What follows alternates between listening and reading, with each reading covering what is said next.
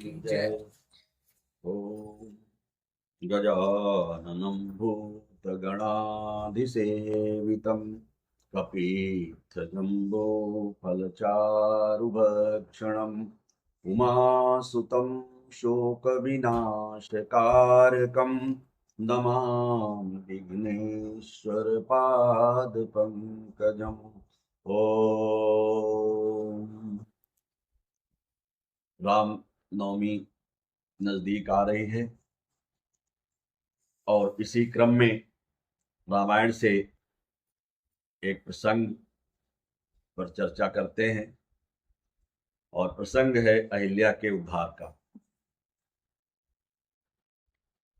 दो महिलाओं का मिलता जुलता चरित्र शास्त्रों से हमारे सामने आता है, एक माता अहिल्या का और एक माता वृंदा का। दोनों के साथ छल हुआ है। माता वृंदा की कहानी ऐसे है कि वो जालंधर को ब्याही थी। जालंधर भगवान शिव का औरस पुत्र था, बहुत ही शक्तिशाली था और उसकी पत्नी वृंदा बहुत ही पवित्र मन की सती साध्वी थी, पतिव्रता नारी थी। ऐसा पता लगा कि जब तक वो युद्ध करेगा और उसकी पतिव्रता नारी वृंदा उसके लिए पूजा पाठ करती रहेगी या उसको ध्यान में अपने रखे रहेगी, तब तक जालंधर का कुछ बिगड़ नहीं सकता। और इस तरह से बहुत सालों तक युद्ध होता रहा। अंततः भगवान नारायण ने जालंधर का रूप बनाकर वृंदा के साथ छल किया। लेकिन जैसे ही वृंदा को यह पता लगा कि उनके साथ छल हुआ है, तो उन्होंने भगवान नारायण को पत्थर बन जाने का श्राप दे दिया और इस प्रकार से वृंदा को कभी भी सती पद से नीचे नहीं कोई किसी ने किया, क्योंकि उन्होंने अपने मन से कभी अपने स्वामी के साथ, अपने पति के साथ कोई छल नहीं किया। वही स्थिति बनी कि भगवान नारायण ने कहा कि अब तो जो कुछ हो चुका ठीक है, लेकिन चूंकि आपने मेरी तपस्या की थी तो हम आपको भी ये देते हैं कि जहां मैं पत्थर के रूप में हूंगा वहां आप तुलसी के पौधे के रूप में होंगे। और इस प्रकार से पत्थर तो शालिग्राम हो गया, पूज्य हो गया। जो माता वृंदा जी थी वो तुलसी हो गई, तुलसी के पौधे के रूप में, जो अत्यंत गुणकारी है। और कहते हैं कि मरते हुए व्यक्ति के भी मुंह में अगर तुलसी का दल डाल दिया जाए तो वो तर जाता है, गंगा जल डाल दिया जाए तो भी तर जाता है। गंगा जल नहीं मिले और तुलसी का एक पत्ता तोड़ के उसके मुंह में डाल दिया जाए तो भी वो तर जाता है। तो एक नारी यद्यपि ठगी गई, परंतु अपने सदाचरण से हमेशा के लिए पूज्य हो गई। और जब कभी भी बात आती है कि शालिग्राम की, यानी नारायण भगवान के पूजा की, तो वहां तुलसी की पूजा जरूर होती है। उनका भोग कहते हैं कि बिना तुलसी का दल उसमें डाले पूरा नहीं होता। अगर नारायण का भोग लगाना है, भगवान का भोग लगाना है, तो उसमें तुलसी दल पड़ता है। ये जो उपलब्धि, ये जो महानता वृंदा ने हासिल की, वो अपने चरित्र के बदौलत हासिल की, ठगी जाने के बावजूद। और अंततः जब भगवान नारायण ने श्री कृष्ण के रूप में अवतार लिया, तो जिसको हम आज वृंदावन कहते हैं, वो दरअसल तुलसी का वन था। अब तो जंगल ही नहीं बचे हैं, वो जो पूरा वन था वो तुलसी का वन था। और वहां पर जहां पर रासलीला और ये सब होता था, जहां पर भगवान अपनी लीलाएं करते थे, वो तुलसी के वन के, वृंदा के वन के बीच में करते थे। इसीलिए उस स्थान का नाम वृंदावन पड़ा। आज हम सब लोग बड़ी श्रद्धा से वृंदावन जाते हैं, भगवान नारायण को श्री कृष्ण रूप में, बांके बिहारी के रूप में मत्था टेकते हैं।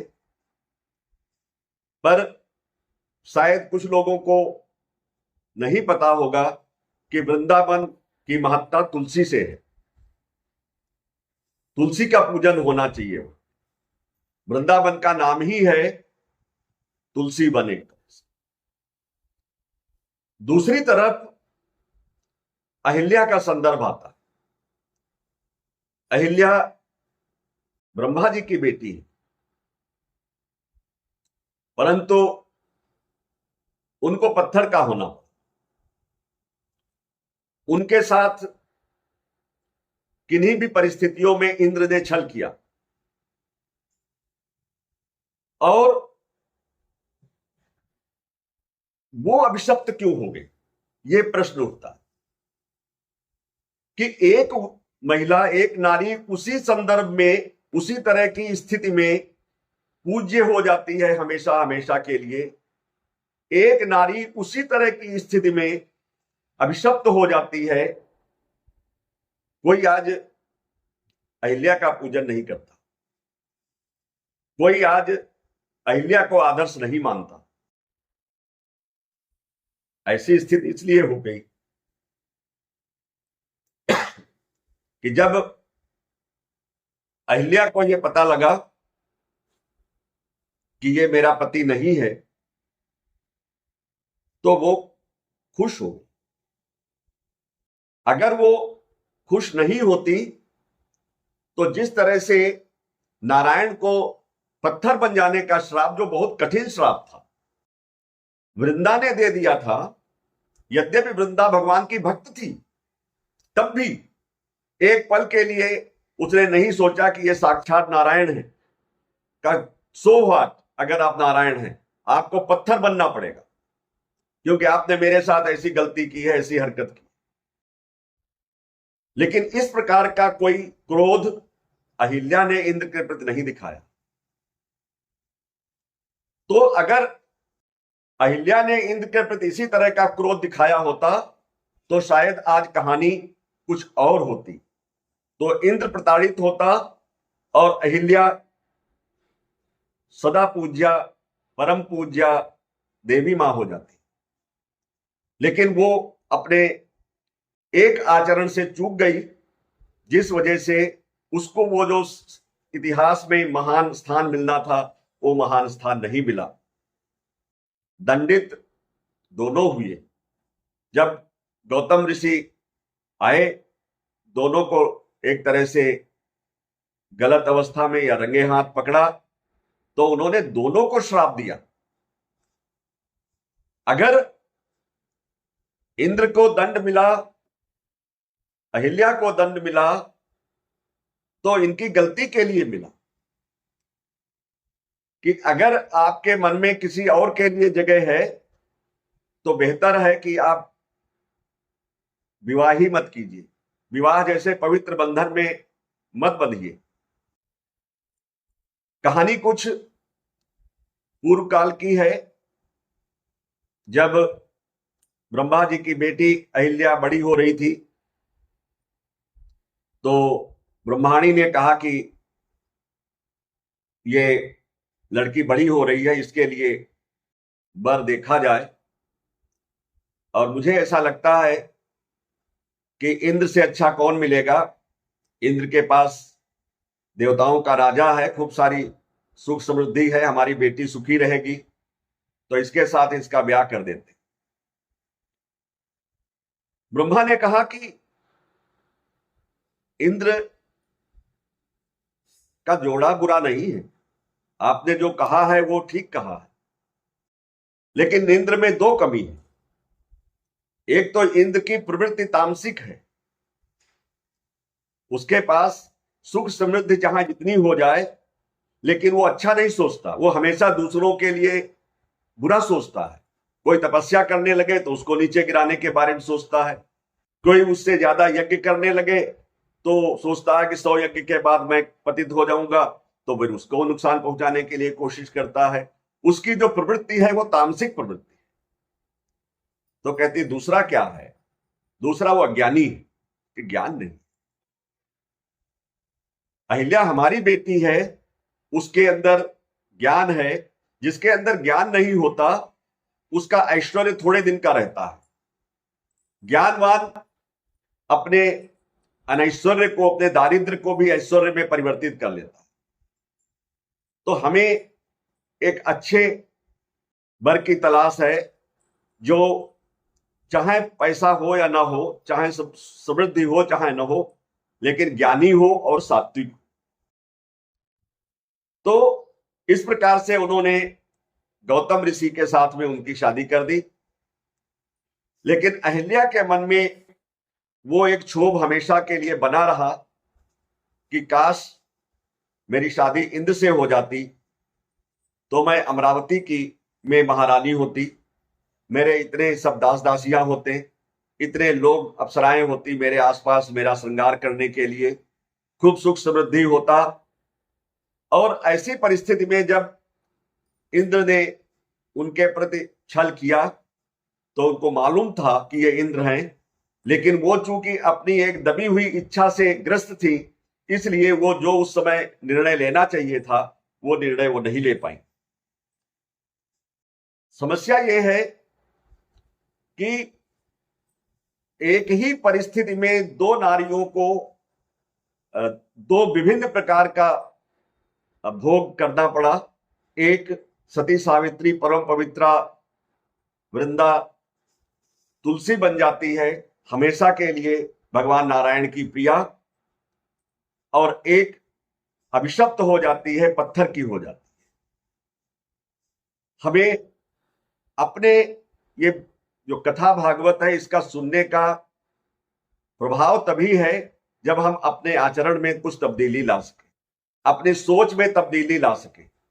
गलतियां सभी से होती है, परंतु गलतियों का निस्तारण जो तात्कालिक तौर पर आपका कर्तव्य है उससे होना चाहिए। वृंदा ने भी भगवान नारायण को पति रूप में प्राप्त करने के लिए बहुत बड़ी तपस्या की थी, परंतु उनका विवाह जालंधर के साथ हो गया। जब ब्रह्मा जी ने उनका विवाह जालंधर के साथ करा दिया तो उसके बाद उन्होंने नारायण को उस रूप में नहीं सोचा, और जब उनको नारायण उसी रूप में या छल के रूप में किसी वजह से प्राप्त हुए तो उन्होंने नारायण को बख्शा नहीं, उन्होंने नारायण को श्राप दे दिया। किसी को चाहने में कोई बुराई नहीं है, लेकिन जिस समय आप किसी की धर्म पत्नी हैं उस समय आपका कर्तव्य आपके लिए कुछ दूसरा मार्ग अपेक्षा करता है, और उस समय अगर निर्णय से चूक गए, जैसे अहिल्या चूक गई, तो थोड़ी सी चूक के लिए हमेशा के लिए अभिशप्त हो गई, प्रस्तर बन गई, और बाद में लोगों के उपहास का पात्र बनी। कहते हैं कि उसके जो उसका जो पाप था, कह लीजिए पाप था, या उसके जो अभिशप्त हुई थी उसके श्राप का इतना असर था कि वहां पर कहते हैं कि जिस जगह पर वो थी वहां पर सब उजाड़ हो गया। वहां पर पौधे, चिड़िया, सृष्टि सारी खत्म हो गई थी, एक तरह से जैसे प्रलय के बाद की जगह हो जहां पर वो पत्थर के रूप में पड़ी थी या बैठी थी।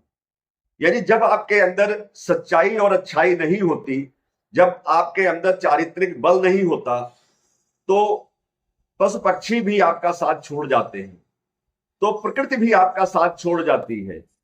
रामचरितमानस में प्रसंग आया है कि जब वो उजाड़ आश्रम गौतम ऋषि का देखा तो लक्ष्मण जी ने कहा कि आश्रम एक दीख मग माही, खग मृग जीव जंतु तह नाही।